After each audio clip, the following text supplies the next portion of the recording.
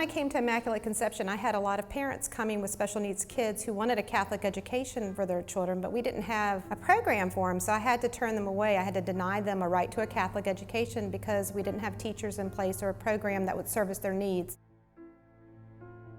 Why should that prevent them from learning about God in a Catholic environment? When you deal with any kind of special needs, it doesn't matter. I mean, it just doesn't matter the severity of the diagnosis. Everything's a little bit different. No experience is the same. But I think especially if you have a child with special needs, I know a lot of other parents are constantly having to fight the school district to get the right services that they need for their child with special needs. He's a joy. He's my child. I'm proud of him, regardless if he was autistic or general child. He's regular to me. My son Rohan, he is 6 and just started 1st grade. Jameis is 11 years old. Isaiah is 10 years old. And he has autism spectrum disorder, Asperger's, severe ADHD. We also deal with some anxiety, Sensory processing disorder. He is severe ADHD, which is an understatement. He's an autistic kid. Isaiah, what's today? Today is Thursday. Thursday. That means 15. it is October the what? 15. That's right. We actually didn't get this diagnosis until very late, so education in general has been a struggle. Last year he was in kindergarten in the school district and it didn't go so well. I didn't feel it was the right setting for him. He was put in a mainstream class with 20 plus other kids. It wasn't good. He was in the class with a lot of behaviors. Pretty much from the first day he was being bullied. He simply cannot pay attention in a class full of 20 other kids. So it was holding him back from what he could really do. The breaking point, I guess they had been playing volleyball in PE and he didn't do it right. And one of the older boys followed him into the locker room and choked him, slammed up against the locker and said, "I'm gonna kill you." Jameis wasn't scared. He honestly just didn't understand. How can anyone learn in an environment that they don't feel safe? It's not possible.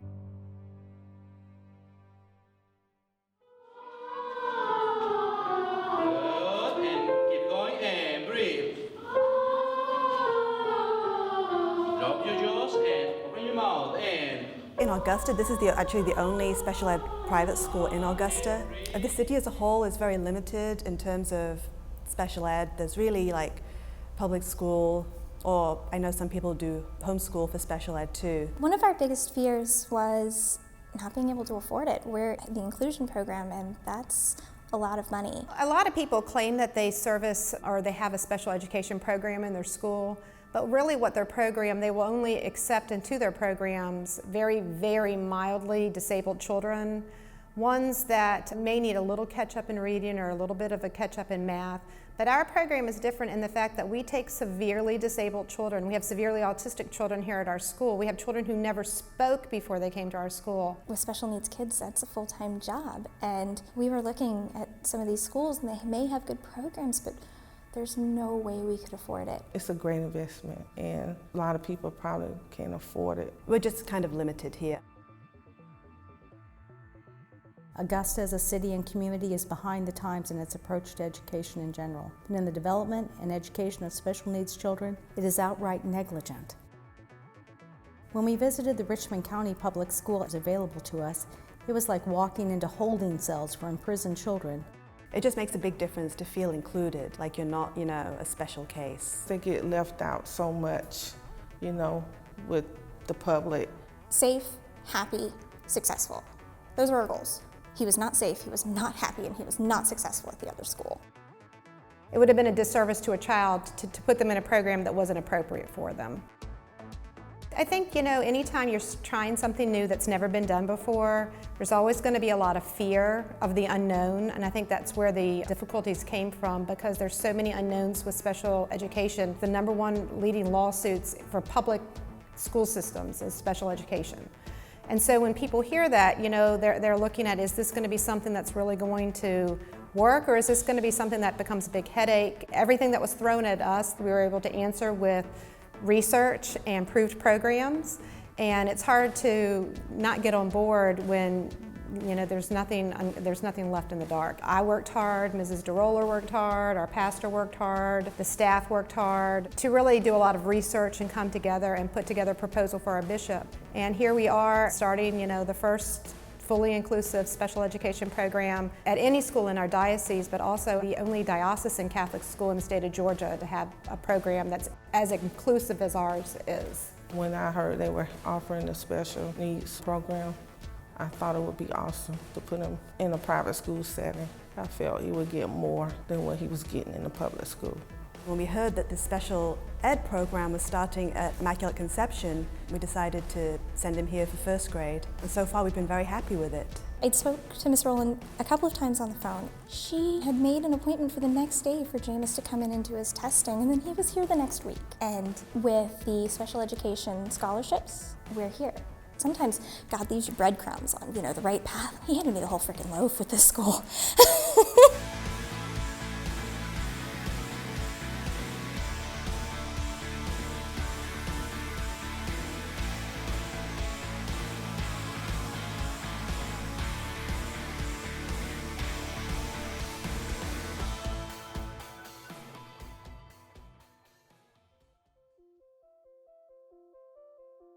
I've been in education for 22 years. I was an inclusion teacher, and I just grew to have a great love for kids who maybe had adversity in their lives. They were up against, odds that other students didn't have to deal with on a daily basis. I just connected with them. It brought out the creativity in me as a teacher in finding alternative ways to teach those students. They required you to really think outside of the box because they didn't learn around the general way that most students would learn.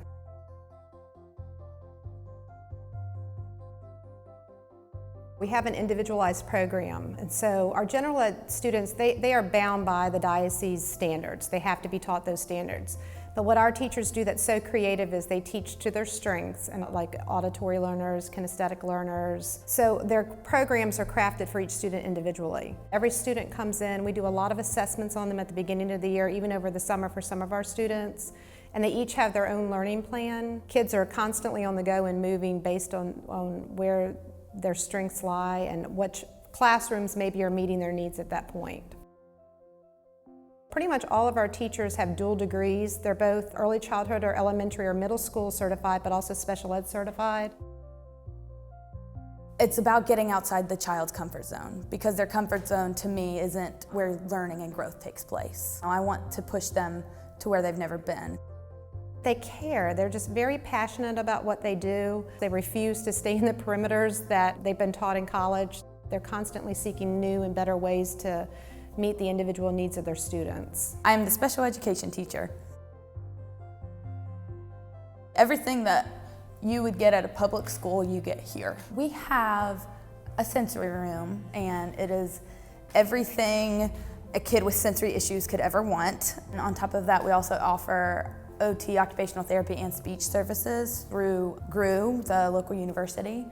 And then you get me. She's doing wonderful with him. She's awesome. She does everything with them. Teach them independency, manners, daily living, kitchen work, or cleaning the kitchen, or, different things like that. Letting them cook, learn how to be a whole lot independent. We work on a lot of functional life skills, a lot of cooking, folding clothes, calculator skills. That's a functional life skill. If they're at the grocery store, they're gonna need to know how much bananas and oranges cost together, and they can whip out their phone and use a calculator. But in doing that, I can incorporate math and pull that academics into it then too. I love her. For the short length of time that I've been here, she's doing so well. She's working with him with adding, counting money, answer questions without repeating. She's awesome. What colors do y'all want to write with today? Red and green? Red. Of course. Blue. Whoa! Blue. Throwing a curveball at me today. The parent support at this school has been amazing. It's so nice to have similar high expectations and have the parents agree with me and want to push their kids like I want to push them. There's a lot of parent involvement, which makes a huge difference in a school. Oh, I am in constant communication with my parents, emailing, back and forth, always, calling. So this way I can see like day to day how he's doing, how he's been feeling, and we can, adjust what we need to do accordingly. Mrs. Palfy is very communicative with the parents. She knows all the children. Because it has a small family-based environment, you can do that. Whereas maybe in public school, it's a lot harder to get to know everyone. I don't know any other school where all the teachers know all the kids' names and all the teachers know each other. Knowing and being very familiar with each other, and that builds trust in a learning environment, especially parents of special needs children. They have to trust you that you're going to take care of their child. And I know the first week of school, we had a lot of our parents that were sitting there on pins and needles. Every time the phone would ring, they were sure it was going to be the school calling. I was so nervous. I had my cell phone literally every 5 minutes. And one of our moms finally said, "I've given up. You all are never going to call me with a problem." My coworkers, they were like, "Put that phone down. Isaiah's going to be fine." She was so convinced that we were going to be like every other school and constantly call and complain about behavior. I think I was more nervous than he was. Our students are a joy. We don't have that need to call with negative comments.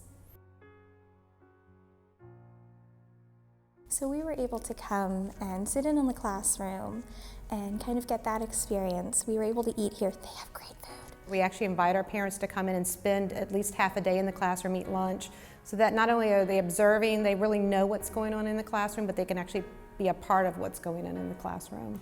So with the dysgraphia, reading can be a little bit difficult for him, and so they actually found an app so that his books can be read to him on his phone or one of our devices. That's awesome! For the school to actually take the time to think about Jameis's needs and to look for something like that, again, it's just, the school is awesome. Right, T, H, U, R, S, D, A, Y. That says Thursday. Thursday, that's right.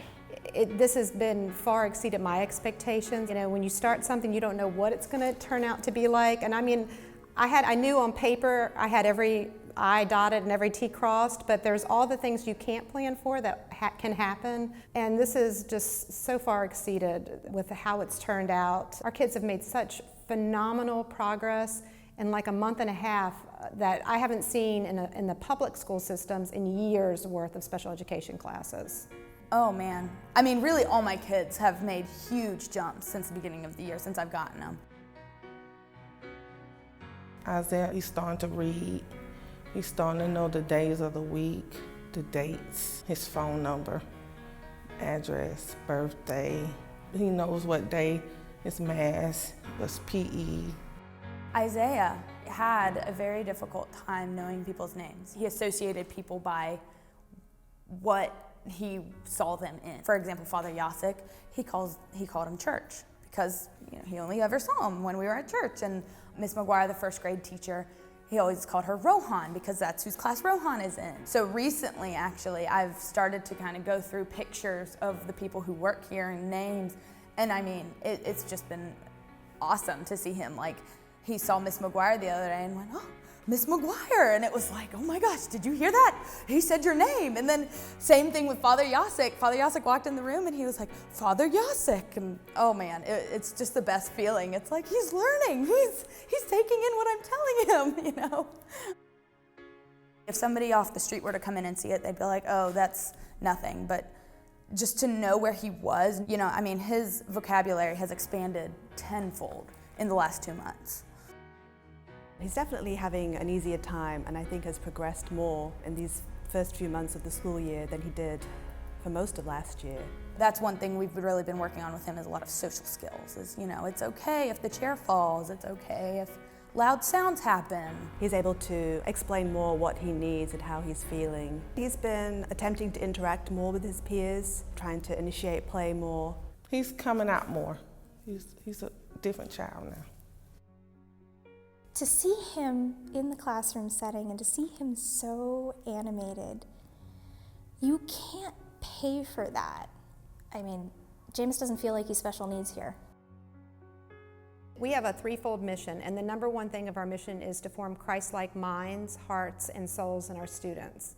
And if we can do that, then the other two parts of it, which are academic excellence and service to each other, they come naturally. Everything we do here starts with is that Christ-like, and in building that, understanding of the two greatest commandments, love God and love your neighbor. It's the beginning of everything we do, the middle and end of everything we teach, say, or do with our actions here at our school.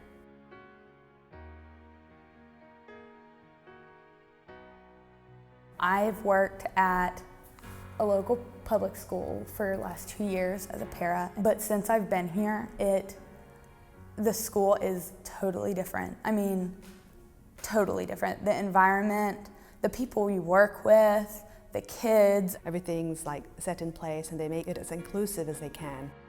There's this mountain of paperwork and all this other, red tape and bureaucracy that you have to deal with in special ed. Some people frown upon, oh, it's such a small school, there's no exposure, they don't learn life lessons. And it's like, what? They're elementary school kids. Once we got approval for this program, we took some site visits down in Atlanta to other schools that were doing special education. And one of the biggest issues that came up from those principals was that the general ed kids that had been a general ed school and then they started to incorporate special needs students into it, there was some animosity between the special education students and the general education students because the gen ed kids saw that the special needs kids were getting more attention than they were. So then the general ed kids started to act as though they had disabilities so that they could then garner some of that attention from teachers. So we prepped our kids that they really needed to be superheroes for these new kids coming in, that their job were to be buddies to them, to take them around, take them under their wing, show them the way we do things at IC. The kids and the staff were so welcoming with Isaiah. He does different things sometimes, with the autism, he might talk out loud or mimic, and no one looked, no one started whispering, and they explained to the kids, before the program started, that the kids were coming and for them, to help and be big brothers and sisters. And it has carried out well. They're really great and they help. They all look out for each other. Growing up, we didn't have any special needs kids really in the environment. So coming into this school, I expected those kids to be like the children I grew up with, where it's like we had that, there was no exposure. But then coming here and seeing these kids, it was like there was nothing wrong with them. They treat him like he's one of them. One of the biggest testaments is you'll hear kids, adults, we're talking about the fact we have a special needs program here, and the kids will say, well, who's in that program? Like they can't even tell who's in our special needs program. They don't notice any differences. Just seeing how quickly they took to them, it was like they knew that they were different, but they didn't care. It was nice to see him actually play like a ball game with another child. I saw the other day when I was picking him up, there was another boy that hugged him. It was so nice to see another child seem to have a lot of affection for him. The kids help him swing, they get him on the swing, they push him. And when it's time to go in, they'll stop the swing for him and help him get off and hold his hand and walk him to the door. Braxton needs help opening his sandwich, and so they all want to run and help him. They're all excited about these new kids and they all want to make them their own friend. What's successful about our program is the love that these kids have for each other. Our special needs kids, they're getting invited to birthday parties now of the other kids in their classrooms here. They've never been accepted before, anywhere before they came here. So now they're just another student, another child, and that's what any parent would want for their child, just to be accepted. And it says a lot about the other parents whose kids, reach out to the other, students who may have special needs. It says a lot about them, I think, that they're raising such good kids. It's I think what God has intended for the earth, which is people getting along, taking care of each other, loving each other for who you are. And that's what you see when you come in here. There's a spirit here that you can't find in other places. I don't want the school to ever lose that because that's what makes IC special.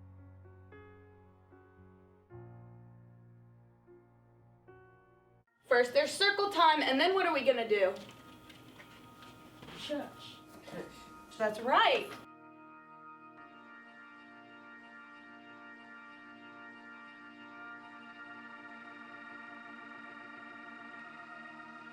It's so nice to be able to go to church throughout the week. It is. I'm pretty religious, so that's a big plus for me. And this is actually our first time at a religious affiliated school, to be honest. We feel very accepted by everybody here. He enjoys going to the Mass and everything, and he prays every night too. So for us, it's not like a big adjustment or anything. He came on, he was like, name of the Father, the Son, the Holy Spirit. And then he said, Mama, one God. He came home yesterday and he asked his dad, he's like, are we Catholic? He said, no, I'm Methodist. Your mom's kind of Catholic. And he's like, well, can I be Catholic? I was like, yeah, you can be Catholic. And he's so happy just to come to school every day too. First I was worried he didn't want to put his uniform on because he's very particular about clothes. And he has to wear a shirt and tie on Thursdays for Mass. And I thought that would be a big issue, but he's very happy to wear it and he sits for a whole hour in Mass. It has made a big difference with Isaiah. He's more open, he's more energetic. And I feel great, knowing he's willing to come to school. When he gets out the car, he just jumps out the car. He's so excited to get here. And it makes me feel good, knowing he's excited. I feel comfortable. I think he was sick one day and he's like, no, I'm going to school. He wants to be here. He's happy. It is so hard to find that, especially with Jameis, who has never been a fan of school. Even on Saturdays, he said, I go to school in 2 more days, or I go to school tomorrow. And I say, no, baby, it's Saturday. And Monday morning, he's ready. I found it unbelievable, but he's been very willing to do his homework every night, which was not the case last year at all. I'll send homework home and it gets done. That to me is huge. We were hitting in a different mission for the school, from its past to its present and to its future. And it just seemed like everything was lining up, that God wanted this for this school was to be for special education. I would do anything for my kids, and this environment is worth it. It's a great program. People think because you have a special need that you can't function like a normal person, but that's not true.